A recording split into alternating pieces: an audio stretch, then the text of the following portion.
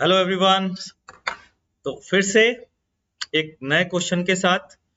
यार ये क्वेश्चन भी मुझे ना बहुत पसंद है। इस क्वेश्चन में कुछ खास बातें हैं जो मैं आपके साथ डिस्कस करूंगा। ये है क्वेश्चन नंबर 1.28 इरोडो का। इस क्वेश्चन में भी अगेन फिर से मैं वही बात बोलूंगा कि अगर आपने इसका सॉल्यूशन देखा है किसी भी बुक से तो ये वीडियो जरूर देखिएगा, क्योंकि आपको कुछ डिफरेंट मिलने वाला है इसके सॉल्यूशन को लेकर के। तो सबसे पहले मैं बात करने जा रहा हूं इसके ए पार्ट की। तो सबसे पहले क्वेश्चन हम एक बार पढ़ लेते हैं कि क्वेश्चन क्या है, और क्वेश्चन पढ़ने के बाद फिर हम डिसाइड करेंगे कि किस तरीके से क्वेश्चन को करना है। A small body is thrown at an angle to the horizontal with the initial velocity v naught bold letter से।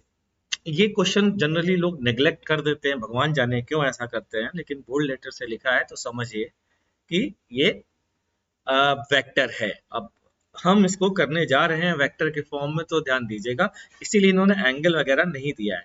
Neglecting the air drag find, इन्होंने कहा एयर ड्रैग को नेग्लेक्ट कर दीजिए और उसके बाद पता करिए part A the displacement of the body as a function of time RT. RT को कहना है डिस्प्लेसमेंट ऑफ द बॉडी। ये बड़ा इंटरेस्टिंग क्वेश्चन, पता है क्यों है?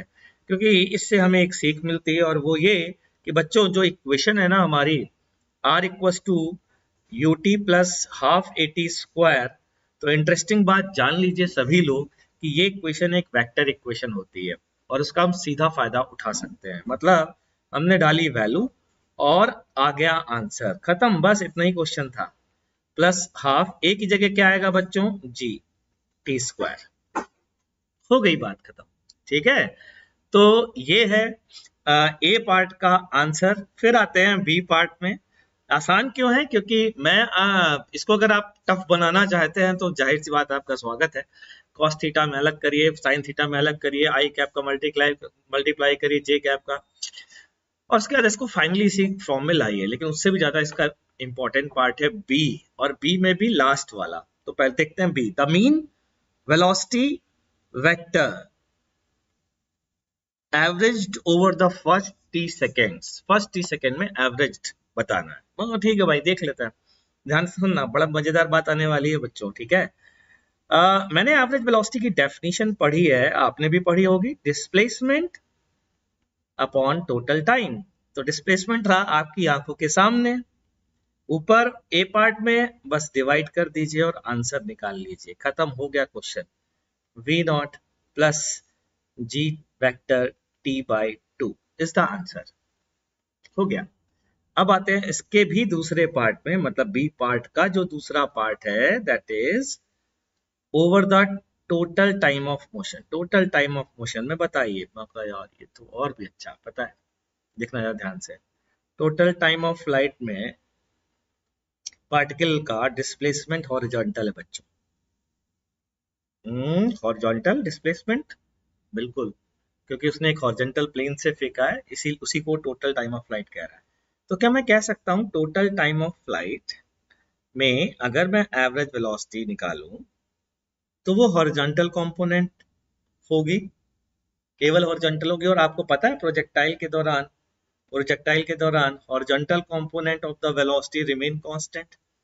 तो आपको ये तो पता ही होगा कि वो कंपोनेंट, ध्यान से सुनिएगा, वो कंपोनेंट जो एक्सेलरेशन के परपेंडिकुलर है, मतलब यहाँ पर horizontal, it remain constant, it remain constant, and that's why average velocity over one time of flight will be same as horizontal velocity, because average velocity is also horizontal and horizontal component is constant. Clear? So this will be u cos theta magnitude wise, लेकिन theta तो दिया नहीं है बच्चों, यानी कि पता है ये वेक्टर का क्वेश्चन बचा। क्या सर? अरे वेलोसिटी का वो कंपोनेंट बताइए जो एक्सीलरेशन के परपेंडिकुलर है, दैट्स इट। हाँ बिल्कुल, कि वो क्या होता है, मैं याद दिलाता हूँ आपको। वेलोसिटी का वो कंपोनेंट जो वेलोसिटी के एक्सीलरेशन के परपेंडिकुलर है, तो v नॉट माइनस करना होगा अलोंग वाला कंपोनेंट। अलोंग वाला कंपोनेंट क्या होगा बच्चों? v dot g by mod g, ये अलोंग वाला कंपोनेंट g डायरेक्शन के साथ इनटू जी का यूनिट वेक्टर मतलब फिर से ये, ओहो, ये बात है क्या? बिल्कुल साहब, देख लीजिए, चेक कर लीजिए। वी नॉट का वो कंपोनेंट, ध्यान से सुनिएगा, वी नॉट का वो कंपोनेंट जो वी नॉट के परपेंडिकुलर है। तो सबसे पहले वी नॉट का वो कंपोनेंट इससे आएगा, वी नॉट का वो कंपोनेंट जो एक्सीलरेशन के अलोंग है, ठीक है, into unit vector along the acceleration. क्या कह सकता हूँ, this is the vector component, this is the vector component along the acceleration. और उसको अगर मैं सब्ट्रैक्ट कर दूं एक्चुअल वेक्टर से, तो रिमेनिंग कंपोनेंट कौन सा बचेगा? अरे भैया, वी नॉट के दो कंपोनेंट, एक परपेंडिकुलर और एक अलोंग, खत्म हो गया। तो अगर मैंने ये पता है और ये पता है, ये पता है, तो इस मेन वेक्टर में से हॉरिजॉन्टल वाला सब्ट्रैक्ट कर दोगे तो रिमेनिंग वेक्टर बचेगा कि नहीं बचेगा? तो this is the answer, that's it, खत्म हो गया। कई लोगों के दिमाग में कुछ अजीब अजीब सी बातें आती है इसको लेकर के, मतलब कैसे निकाला है, तो वो थोड़ा सा वेक्टर पढ़ें और वेक्टर में डॉट प्रोडक्ट के एप्लीकेशन पढ़ें। मैं आजकल पढ़ा भी रहा हूँ, आप देख सकते हैं ओलंपियाड चैनल पर। तो वहां पर आकर के वो वेक्टर की क्लासेस कर सकते हैं, अभी डॉट प्रोडक्ट वहां पढ़ाना बाकी है, तो वहां पर आकर के देख सकते हैं कि सर ने जो आखिरकार ये लिखा है ये कैसे लिखा है। तो उम्मीद करता हूँ बच्चों मजा आया होगा। आप इस क्वेश्चन को करने में मेरा मानना ये है कि बहुत बेसिक चीजों की जरूरत है, लोग हाई फाई बातें करते हैं, उसकी जरूरत नहीं है।